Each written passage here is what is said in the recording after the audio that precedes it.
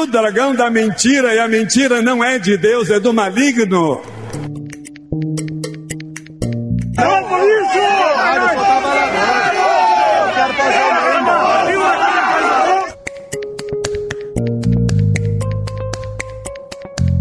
Porque hoje não é dia de pedir voto, hoje é dia de pedir bênção. O Brasil tem que ser exportador de inteligência.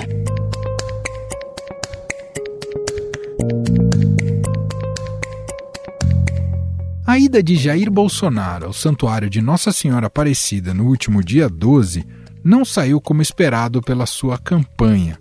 O candidato do PL teve que ouvir do arcebispo da cidade, Dom Orlando Brandes, que as pessoas precisam ter uma identidade religiosa, ou se é católico ou evangélico.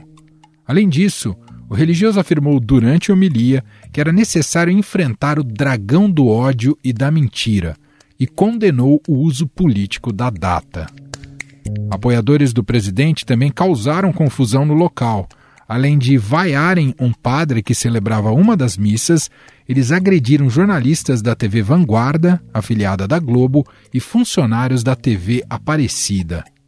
No mesmo dia, Lula, do PT, fez um comício dentro do complexo de favelas do Alemão, no Rio de Janeiro. Mas o que chamou a atenção foi o boné usado pelo petista com as letras CPX. Bolsonaristas disseram estar relacionados com uma facção criminosa. No entanto, moradores do Alemão informaram que as siglas são uma forma abreviada de dizer complexo. Outra polêmica relacionada às eleições está no fato das Forças Armadas ainda não terem divulgado o relatório sobre as urnas eletrônicas no primeiro turno. Jornalistas apuraram que a fiscalização dos militares não encontrou nenhuma irregularidade nas eleições e, por isso, o presidente Jair Bolsonaro estaria segurando o documento, impedindo a sua divulgação para a imprensa. Enquanto isso, as pesquisas de intenção de voto para o segundo turno continuam mostrando uma estabilidade entre os dois candidatos. A diferença de pontos nas pesquisas IPEC, Datafolha e Quest nos votos válidos varia de 7 a 10 pontos. Para mudar esse quadro, as campanhas dos presidenciáveis já se preparam para o primeiro debate que deve ocorrer no domingo na Band, para tentar aumentar as intenções de votos dos seus candidatos. Nos estados, a disputa também está acirrada. Em São Paulo, o IPEC mostra que apenas 5 pontos percentuais separam Tarcísio de Freitas de Fernando Haddad. Mas é no Nordeste que as maiores emoções devem vir. Em Pernambuco, os levantamentos mostram Raquel Lira à frente de Marília Reis, que venceu no primeiro turno. Já na Bahia, há um empate técnico entre Jerônimo do PT e ACM Neto do União Brasil, com prognóstico de decisão só no final da apuração. Esses são os assuntos que guiam nossa conversa do Poder em Pauta, com os repórteres que cobrem o dia a dia da política e das eleições. Estadão Notícias.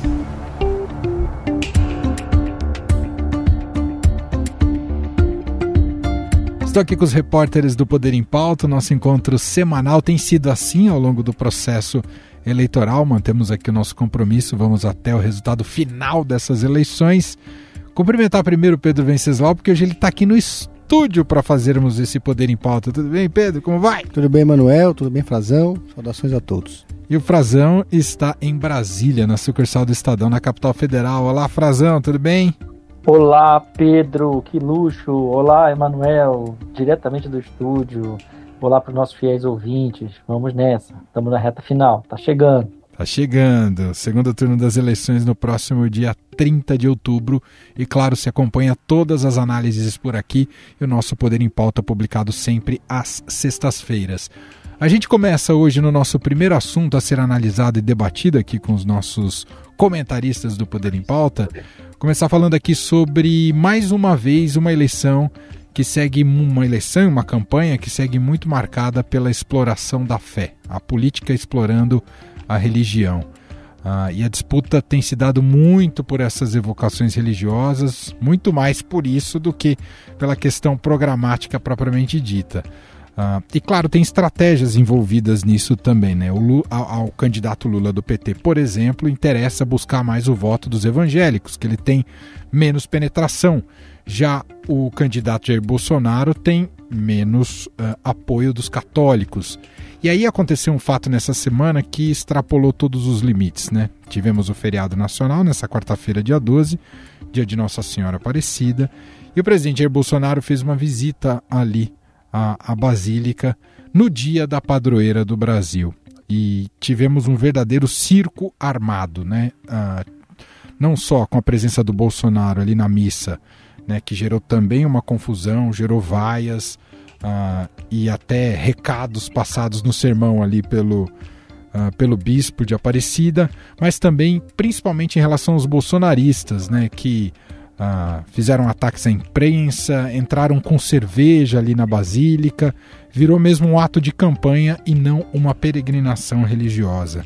Imagino que isso deve ter trazido poucos dividendos para o Bolsonaro nessa sua campanha, e ele precisa de muitos votos para vencer o ex-presidente Lula nesse segundo turno. Começar pela sua avaliação, o Pedro Venceslau, do Bolsonaro em Aparecida.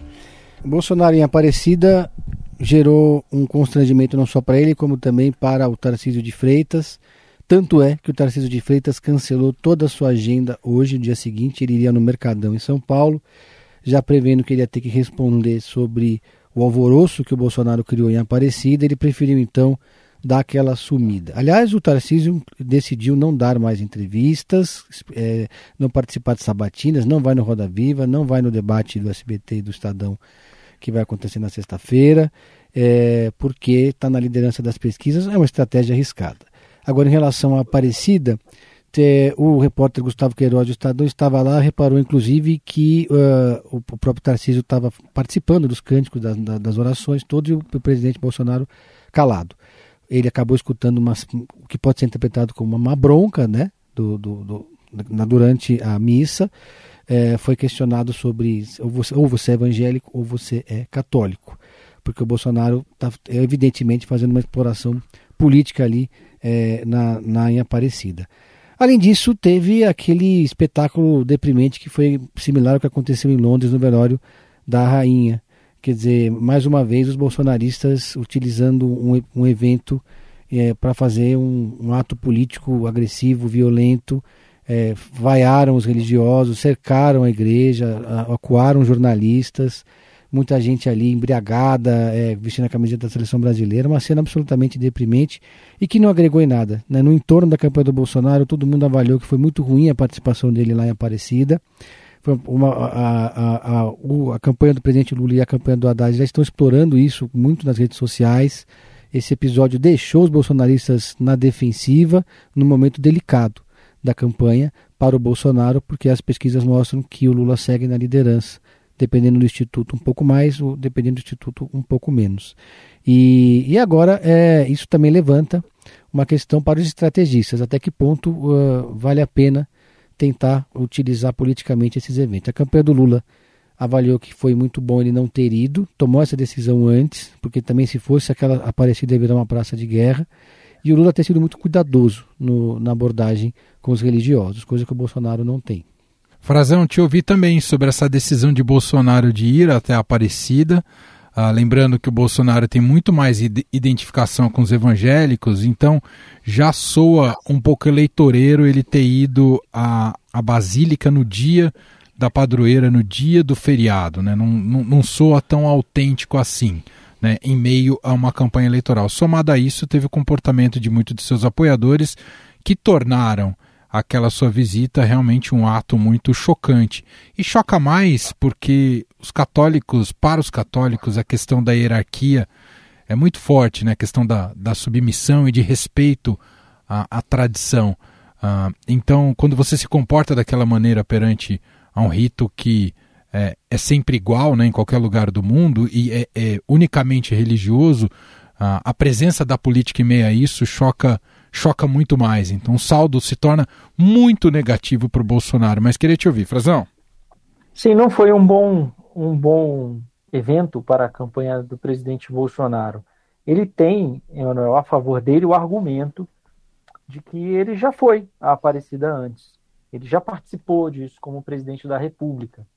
Porém, escancaradamente, o presidente Bolsonaro tem, dentro da sua estratégia, como grupo político de poder, empoderar, dar mais espaço para um determinado segmento cristão, que são os evangélicos. E ele tem também, não podemos deixar de esquecer, uma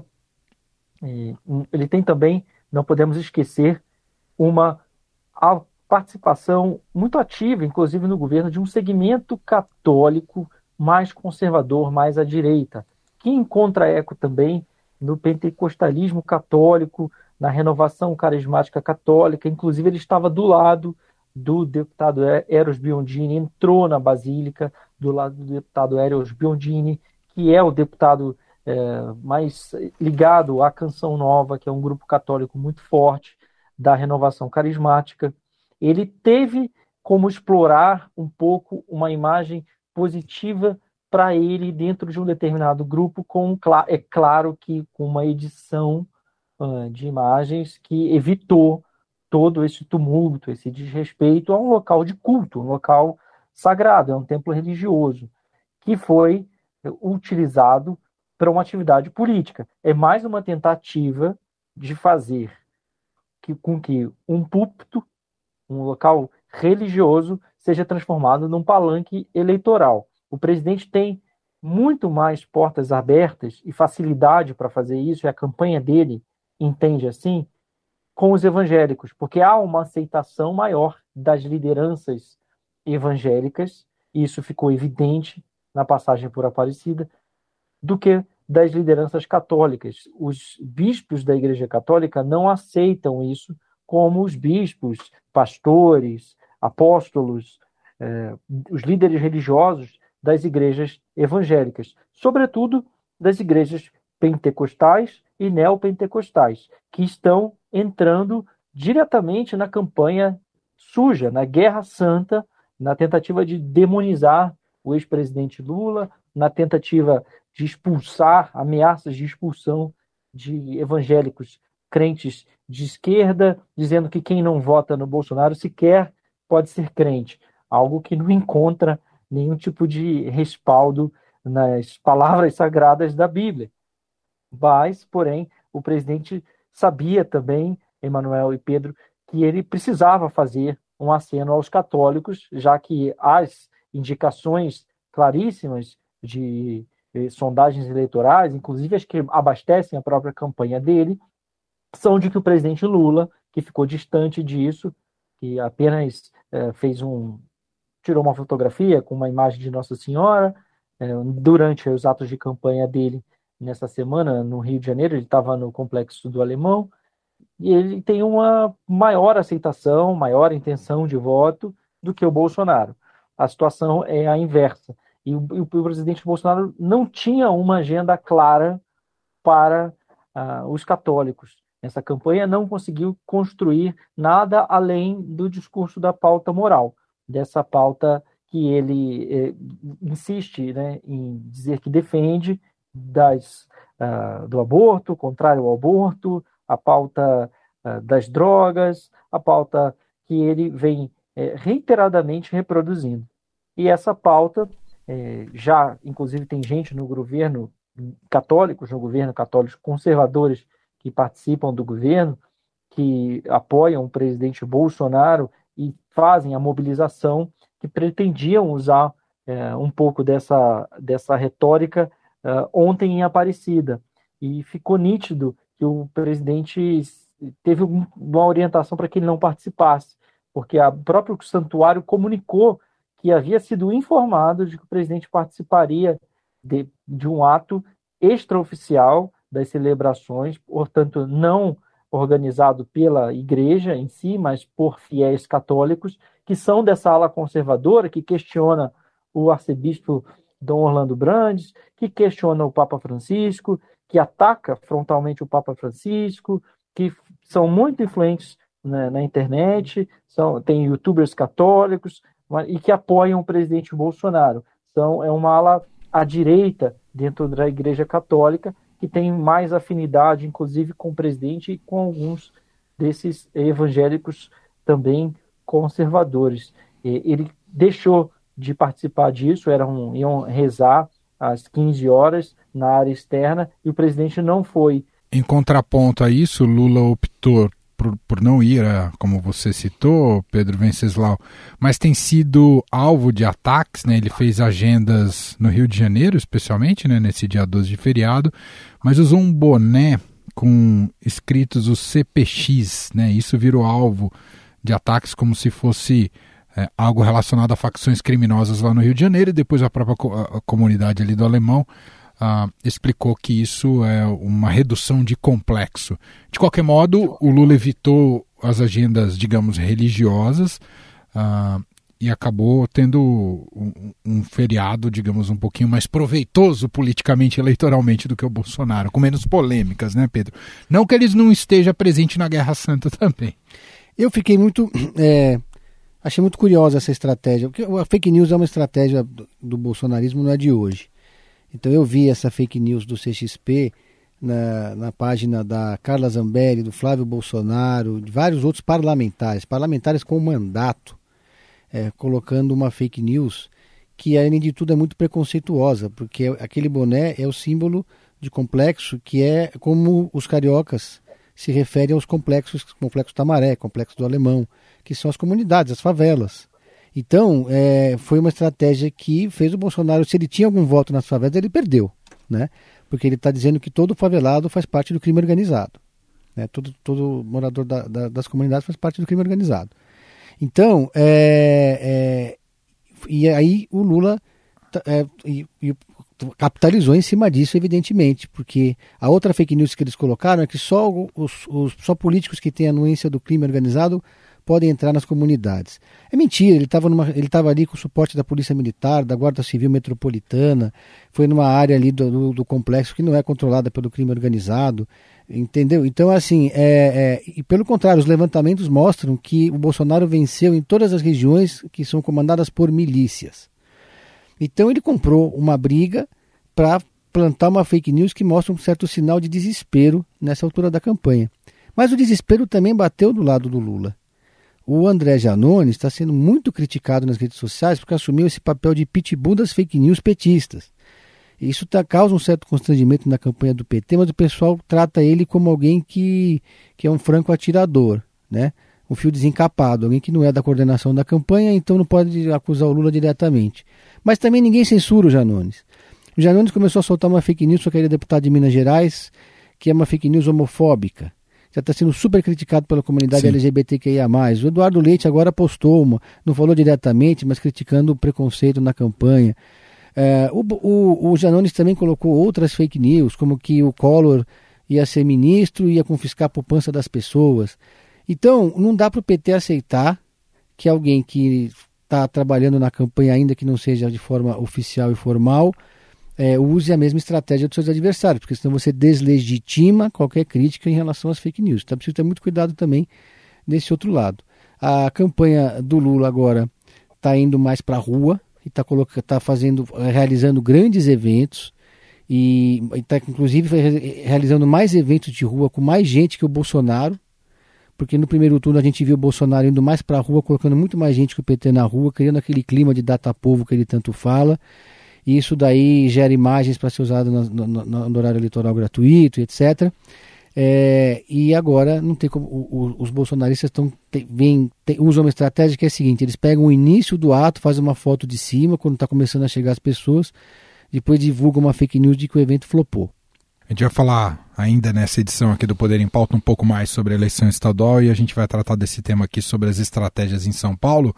Mas eu queria agora entrar num segundo tema, né? A gente dedicou aqui um espaço maior para falar de campanhas ao longo dessa semana de Lula e Bolsonaro, os acertos, os erros, as polêmicas, mas tratar de um tema essencial, né? Que virou um tema central durante todas essas eleições, até pela própria postura do presidente Jair Bolsonaro e como ele vem questionando a lisura do nosso processo eleitoral e das urnas eletrônicas. O Ministério da Defesa apresentou ao presidente Jair Bolsonaro a conclusão da auditoria feita pelos militares nas urnas eletrônicas, que está em posse das Forças Armadas desde a semana passada, depois do primeiro turno das eleições em todo o país. Tudo indica, a questão que se coloca agora é o porquê este relatório, tudo indica que esse relatório não aponta nenhuma divergência em relação ao resultado e ao desempenho das urnas. A questão é por que esse relatório não se torna público. Eu quero te ouvir, Frazão, sei que você tem acompanhado muito desse assunto. As Forças Armadas estão quietinhas demais e por conta do presidente, amando do presidente, Frazão? Essa informação que foi publicada pelos nossos colegas do jornal O Globo, pela Malu Gaspar, no blog dela, de que haveria um veto, né, um veto do presidente à divulgação. Faz sentido, o enredo se fecha, porque a divulgação esvaziaria todos os meses, anos de discurso do presidente contra as urnas eletrônicas. A defesa tem dito que não houve esse veto. Eu conversei com pessoas que estão participando dessas conversas, que acompanharam inclusive uma visita do presidente nessa semana, uma visita inesperada de ultíssima hora, enquanto havia uma reunião lá na defesa, Manuel e Pedro, entre a cúpula do Ministério. Estava o ministro Paulo Sérgio Nogueira de Oliveira, o secretário-geral Sérgio Pereira, general da reserva, e o general Laerte de Souza Santos, que é o Estado-Maior Conjunto das Forças Armadas. São os 3 pilares do Ministério da Defesa. O que ocorreu? No mesmo horário, o presidente se deslocou do Palácio do Alvorada, sem nenhuma agenda prevista, divulgada, interrompeu as suas atividades naquele dia e foi até o Ministério da Defesa, saiu de lá sem falar com ninguém, trancado na comitiva oficial, e não se viu mais explicações sobre isso, seja da Presidência da República, seja do Ministério da Defesa. O que consegui apurar com fontes que participaram do encontro, que estão lá, fontes militares da cúpula do Ministério da Defesa. Que sim, o presidente foi lá discutir eleições, que o convite era para discutir a operação de garantia de votação e apuração, aquele apoio logístico e de segurança que as Forças Armadas sempre deram para a realização das eleições. Inclui não só policiamento em alguns locais onde há problemas de segurança, no Rio de Janeiro, em locais mais remotos também, como o próprio apoio para levar as urnas eletrônicas a locais onde é muito difícil de chegar, áreas de fronteira, regiões na Amazônia, ou seja, seriam algo protocolar, que não houve grandes mudanças.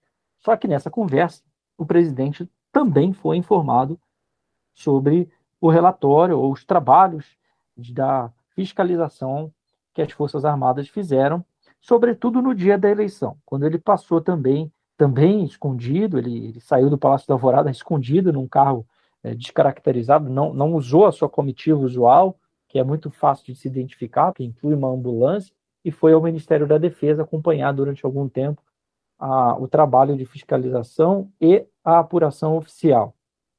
O que o presidente ouviu, e eu conversei essa semana com um general do alto comando do Exército, um general da ativa, que está entre os mais antigos, os mais experientes, e ele me falou, já sabemos, passou por aqui também, as urnas eletrônicas mostraram ser muito consistentes, não houve nenhuma irregularidade encontrada, não houve nenhuma discrepância nos testes ou na contagem, na checagem da totalização, que eles, em vez de fazer uma apuração paralela, como o presidente chegou a sugerir, eles pegaram uma amostra, um número até relativamente pequeno de urnas, 385 urnas, ou seja, são 400 mil locais de votação, é muito pouco, é uma parcela muito pequena, mas que daria para checar, ter uma amostragem para checar se os dados que saem daquelas urnas batem com os dados que o tribunal divulga, o Tribunal Superior Eleitoral. E também não houve nenhum tipo de discrepância. Também não houve problemas, não houve divergências no teste de integridade, que eles tanto quiseram fazer, pressionaram por mudanças no modelo para incluir a biometria dos eleitores reais, para que fosse checado se os votos digitados, eles, ao fim, quando são somados pelas urnas, eles são de fato aqueles que foram digitados.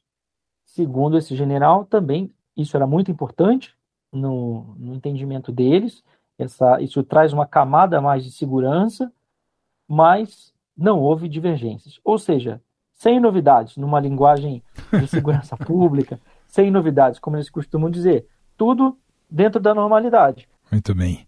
Bom, temos neste domingo o primeiro debate entre os candidatos à presidência da República neste segundo turno. Então, envolvendo o ex-presidente Lula, que lidera as pesquisas, e o presidente Jair Bolsonaro, candidato à reeleição. O que podemos aguardar para esse debate? Porque no primeiro turno a gente tinha um cenário muito distinto, né, com vários, né? Chegamos a ter debate com 7 candidatos participando e agora só os 2, e os 2 que capitalizam ali todas as atenções e a polarização. Que estratégias, e a gente tem visto o esgoto que tem sido, né, o confronto entre eles, seja nas redes sociais, ou seja também nos veículos oficiais de campanha, né, seja na própria propaganda de campanha em rádio e televisão. Como é que os dois estão se preparando para o domingo, Pedro? O que você pode dizer para a gente? Olha, no primeiro debate, revelou-se depois que o próprio Roberto Jefferson treinou o padre Kelmon para tirar o Lula do sério e ele conseguiu.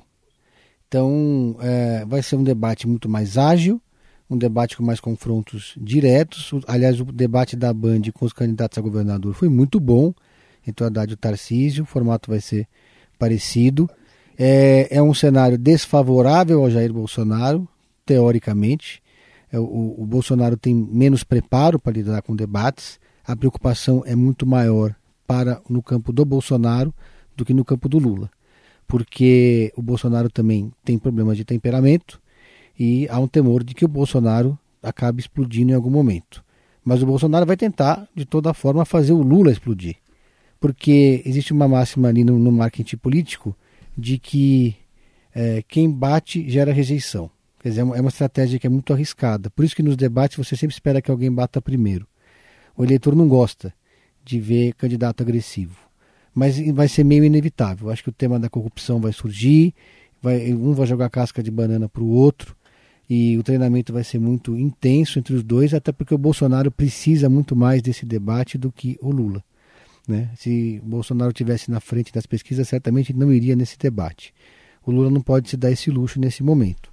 Vai ser certamente um debate que vai ter um peso, sim, na corrida eleitoral. Não vai ser um peso tão grande quanto o debate da Rede Globo, que vai ser o debate final com uma audiência maior às vésperas da eleição.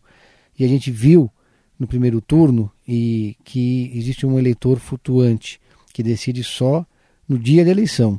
E um eleitor que decide na semana e o outro que decide no dia da eleição. E esse debate vai acontecer da Globo vai ser mais próximo da eleição propriamente dita. Então, a preparação já muito intensa e a expectativa no entorno do PT é que o ex-presidente Lula não caia em provocação, né? Principalmente. A gente viu aquela guerra de direitos de resposta ali no debate da Globo, né, o último antes do primeiro turno, mas não tinha tanto confronto direto. O confronto direto entre Lula e Bolsonaro se deu nos direitos de resposta. Imagina se aquele teor dos direitos de resposta vão agora dominar toda a dinâmica e o conteúdo do debate nesse domingo. Vai ser difícil segurar, né, Pedro? Mas eu acho que é importante, eu acho que a Globo acertou nessa política do VAR, né, que é o do direito de resposta, porque é preciso colocar uma barra de segurança ali, porque senão o debate vira um vale-tudo, uma guerra no gel. Perfeito. Bom, antes de fechar o Poder em Pauta, preciso dar um giro rápido por alguns estados e disputa eleitoral neste segundo turno em alguns estados. Começar por você, Frazão. Eu vou deixar São Paulo aqui pro Pedro, que eu sei que ele está acompanhando mais de perto São Paulo, mas queria te ouvir primeiramente sobre a disputa apertada no Rio Grande do Sul, e é uma disputa nacionalizada também, num certo sentido, né? Claro que o Eduardo Leite não é associado ao ex-presidente Lula, mas tem o Onyx Lorenzoni ali, que é um candidato bolsonarista de raiz, e está muito disputado. Rio Grande do Sul, que não tem a tradição de reeleger governadores, mas uma palavrinha sua sobre esse cenário gaúcho primeiro, Frazão. Justíssimo deixar com Pedro São Paulo. Olha, é uma situação difícil, foi complicado, inclusive para o próprio Eduardo Leite, que a gente conhece, tentou teve um ano super errático, né? Renunciou ao governo gaúcho para tentar embarcar numa candidatura presidencial. Ele perdeu as prévias do PSDB para o João Dória, que também terminou não sendo candidato. Depois ele flertou com uma filiação ao PSD para ter esse espaço, também não foi adiante, resolveu ficar no PSDB e concorrer ao que pode se chamar de uma reeleição, o que não costuma ocorrer no Rio Grande do Sul. Mas ele tem dito, inclusive, que não seria uma reeleição, porque ele renunciou e está tentando voltar agora, mas obviamente que sim, que é tratado como uma reeleição, porque o governo que está lá é o governo que ele montou. A situação de lá, do Rio Grande do Sul, foi bem interessante nessa virada, porque ali a tendência seria o Onyx, ele teve um desempenho acima do que os institutos de pesquisa previam, que faz sentido com a votação de senador, que quem venceu foi o vice-presidente Hamilton Mourão, ou seja, os dois candidatos do Bolsonaro no Rio Grande do Sul, majoritários, lideraram a votação, e o Onyx acabou indo para o segundo turno. Ele foi ministro do Bolsonaro por algumas pastas, e ele passou, inclusive, toda a campanha de 2018 ao lado do Bolsonaro. Era um dos únicos líderes, de coordenadores de campanha, políticos tradicionais que abraçaram o Bolsonaro lá atrás, ainda enquanto ele era do Democratas, não era nem do PL. E ele se tornou ministro, teve a gratidão do presidente. Agora, no segundo turno, o Eduardo Leite, que estava defendendo o seu governo, ele precisa do voto do PT, mas ele sabe que pode perder votos também se declarar apoio ao Lula, e até agora decidiu não fazer isso, inclusive perguntado insistentemente, disse que não precisava. E agora a migração dos votos para o PT, do PT para ele, do Edgar Preto, que era o candidato do PT, e por pouco mais, uma diferença pequena, de pouco mais de 2.000 votos, não avançou o segundo turno, avançou o Eduardo, teve uma diferença muito ínfima. Essa migração de votos é que vai definir se ele consegue ou não suplantar o Onyx. Se a gente entender que ninguém que votou no Onyx vai deixar de votar nele.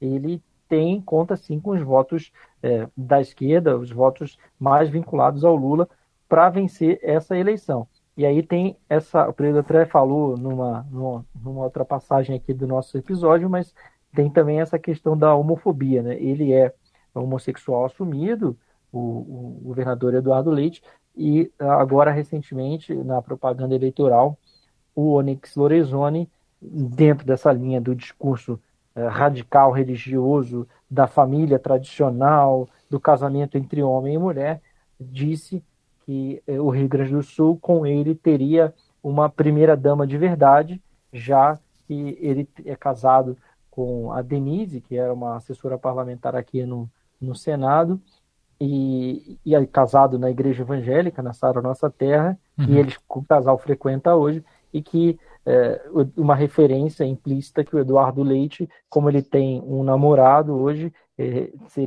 não seria uma primeira-dama mulher, né? Uma clara declaração preconceituosa, homofóbica, e ainda precisamos ver como vai repercutir, se isso vai ter alguma repercussão na sociedade gaúcha. Pedro, preciso te ouvir sobre São Paulo. Cenário, você já falou um pouquinho aqui ao longo do nosso Poder em Pauta. A pesquisa IPEC deu um pouquinho de otimismo, uma possibilidade do Haddad encostar no Tarcísio ou não? Como é que tá, Pedro? É um otimismo moderado. A leitura, pouca gente no PT ainda acredita numa vitória do Haddad, e os que acreditam acham que ela pode acontecer se houver uma onda. Assim como houve uma onda azul no primeiro turno, só uma onda vermelha poderia salvar o Haddad no segundo turno. E seria uma onda que se essa onda existir, ela vai começar a se formar só na semana final da eleição. Por enquanto, o cenário aqui em São Paulo é bastante difícil para o PT, tanto é que o Tarcísio de Freitas já está montando o seu secretariado, já anunciou alguns nomes, o PSDB já se reuniu com ele com uma lista de cargos que deseja ter na mão, pedindo inclusive a Secretaria de Habitação, pediram outros cargos como o Sebrae, então já está nesse nível, né? O Estado de São Paulo, a máquina de São Paulo, já está sendo tratada como uma máquina bolsonarista. Inclusive o pessoal aqui de São Paulo já faz, do Tarcísio, já faz um cenário com ou sem a vitória do Bolsonaro. Sem a vitória do Bolsonaro, ou seja, com a vitória do Lula, o Tarcísio de Freitas vai ter mais liberdade para montar o seu secretariado, escolher os seus próprios nomes e vai poder se desvencilhar mais cedo do Bolsonaro. Se o Bolsonaro vencer a eleição. Se o Bolsonaro perder a eleição e o Lula vencer a eleição, ele vai ser obrigado, então, a acolher aqui em São Paulo todos os bolsonaristas que vão ficar na chuva. Vai haver uma pressão enorme para ele trazer o pessoal de Brasília para cá. Ele vai ficar um pouco com as mãos amarradas, ele não vai poder montar um governo com a sua cara assim logo de início, romper com o Bolsonaro. Porque a expectativa é que, no caso de uma vitória do Tarcísio, é questão de tempo até ele imprimir uma marca própria e se tornar um governador que não depende do bolsonarismo. A ver. Muito bem. Assim fechamos o nosso Poder em Pauta. A gente promete que para a próxima edição a gente trata de outros estados também, né, e coloca isso aqui na nossa pauta. Hoje deu tempo da gente falar de São Paulo e Rio Grande do Sul, mas na semana que vem a gente fala de outros estados também. Pedro Venceslau, muito obrigado. Volte sempre aqui no estúdio, hein, Pedro? Valeu, um abraço. E Felipe Frazão, direto de Brasília. Obrigado, Frazão. Obrigado, um forte abraço, até mais. Estadão Notícias.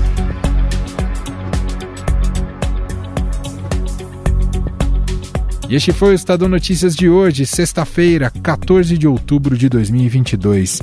Teve apresentação minha, Emanuel Bonfim. Na produção, edição e roteiro, Gustavo Lopes. A montagem é de Moacir Biasi. Escreva pra gente no e-mail podcast@estadão.com. Um abraço pra você e até mais.